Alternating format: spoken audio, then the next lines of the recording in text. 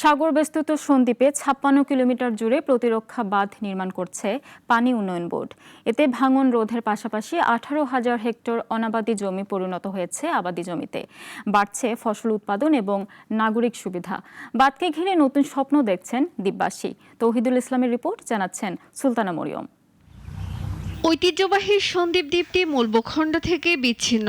৪ লাখ জনসংখ্যার এই দ্বীপের সবচেয়ে বড় সংকট ভাঙন। সমুদ্রে লবণাক্ত পানির আগ্রাসনে কমছে দ্বীপের আয়তন, নষ্ট হচ্ছে আবাদি জমি সহ সম্পদসমূহ।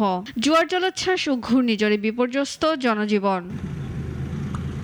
প্রাকৃতিক দুর্যোগে নিঃস্ব হয়ে অনেকেই সন্দ্বীপ ছেড়েছিলেন।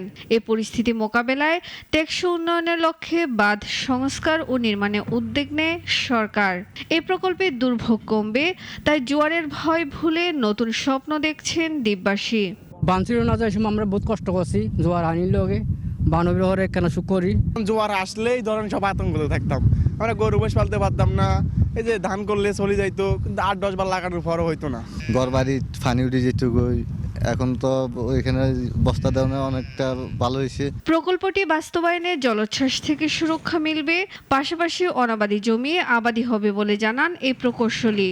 এই কাজ বাস্তবায়ন হলে আমরা আশা করতে পারি ঘূর্ণিঝড় হতে সৃষ্ট জলোচ্ছ্বাস এবং এলাকার জনগণের জানমাল এবং গুরুত্বপূর্ণ স্থাপনা সমূহ রক্ষা পাবে। ৫৬ কিলোমিটার বাঁধ নির্মাণ ও সংস্কারের অংশ হিসেবে প্রথম ধাপ শেষ। দ্বিতীয় ধাপে চলছে ১২.৫ কিলোমিটার বাঁধের কাজ, জানায় পানি উন্নয়ন বোর্ড। প্রথম ফেজে ৯.৮ কিলোমিটার বাঁধ পুনরাকৃতিকরণ এবং ঢাল সংরক্ষণ কাজ ইতিমধ্যে সম্পন্ন হয়েছে। দ্বিতীয় ফেজে ১২ কিলোমিটার আরও অতিরিক্ত বাঁধ পুনরাকৃতিকরণ এবং শক্তিশালীকরণ প্রকল্প কাজ এখন শুরু হয়েছে, চলমান আছে। ২০২৭ সালে শেষ হবে পানি উন্নয়ন বোর্ডের এ কর্মযজ্ঞ। বাঁধের নিরাপত্তায় বদলে যাচ্ছে দ্বীপ, স্বপ্ন বুনছে সন্দ্বীপবাসী। সুলতানা মরিয়ম, নাগরিক।